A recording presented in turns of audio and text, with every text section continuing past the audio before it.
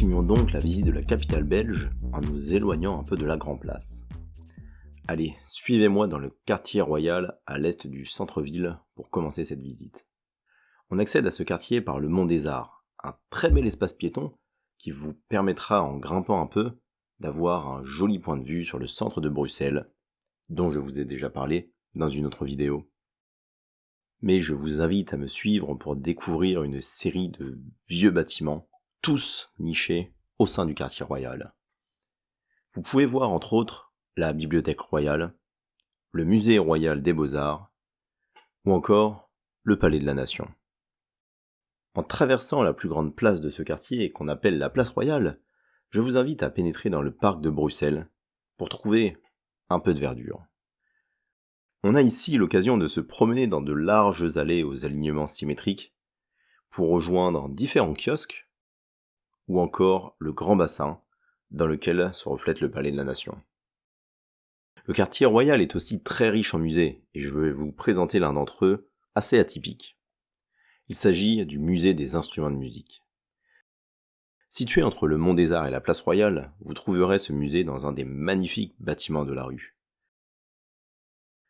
Le musée a été réaménagé dans l'ancien magasin Old England.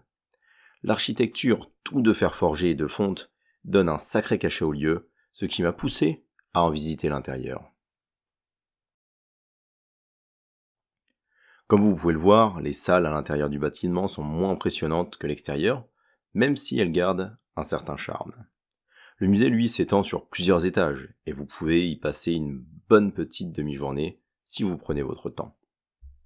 Le MIM, ou Musée des instruments de musique, est en effet un des plus importants musées de ce genre au monde. L'exposition dévoile plus de 1000 instruments différents, ce qui attire toujours bon nombre de visiteurs. Les collections sont vraiment riches et vous pourrez découvrir des instruments méconnus venant du monde entier. Les expositions passent en effet par la culture asiatique, la culture africaine et bien sûr la culture européenne. De même, certains instruments exceptionnels reposent dans le musée. C'est par exemple le cas du luthéal, mais aussi du componium ou encore du piano harpe. Pour mieux vous imprégner de la musique, des écouteurs vous seront prêtés lors de la visite pour découvrir des extraits musicaux mettant en valeur les différents instruments exposés. Au final, c'est un musée très riche pour les amateurs de musique, mais qui est aussi assez vivant pour intéresser des novices qui, bien entendu, y resteront moins longtemps. En ressortant du musée, je vous invite à me suivre dans la cathédrale Saint-Michel-et-Gudule. Celle-ci se situe à quelques centaines de mètres de la Grande Place et possède une architecture gothique assez incroyable. Vous y découvrirez un intérieur relativement sobre pour une cathédrale de son envergure. Toutefois, quelques points d'intérêt ont attiré mon attention. Tout d'abord, la chaire de vérité, qui est un véritable chef-d'œuvre artistique qui trône au milieu de la nef depuis le début du XVIIIe siècle. Les sculptures en bois sont vraiment impressionnantes, mais c'est aussi le cas des différents vitraux qui ornent les murs. Vous verrez que ceux-ci sont très variés, même si les plus imposants sont sans doute ceux à l'effigie de Charles Quint. Enfin, vous ne pourrez louper les différents orgues, dont le grand orgue qui domine une partie de la nef. En ressortant de la cathédrale, je vous invite à me suivre pour une activité beaucoup plus ludique, le musée de la bande dessinée. Et oui, comment passer par Bruxelles sans parler de BD ?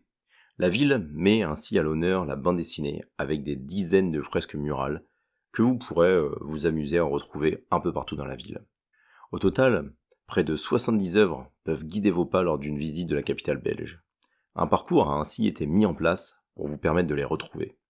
Mais je diverge, alors retournons découvrir ce musée très coloré. Le Centre belge de la bande dessinée est un musée qui va vous permettre de découvrir tout l'univers de la BD d'hier à aujourd'hui. La première partie du musée vous permettra de comprendre l'histoire de la BD, mais aussi les différentes étapes pour la création d'une planche et d'une bande dessinée complète. La deuxième partie, elle, traite des différents genres de la BD, de la caricature aux BD populaires, en passant par des dessins un peu plus sombres.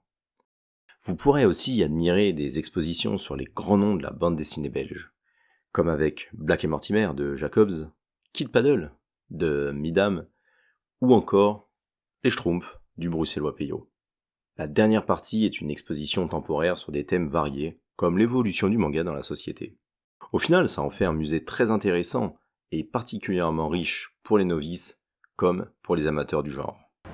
Et donc après le musée de la BD, nous allons continuer à retourner en enfance. Cette fois avec un musée où vous allez choper des tonnes de figurines, alors des petites, des grandes, ce que vous voulez.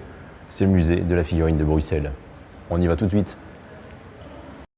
Le musée de la figurine est encore un lieu qui vous plongera au cœur de la culture belge.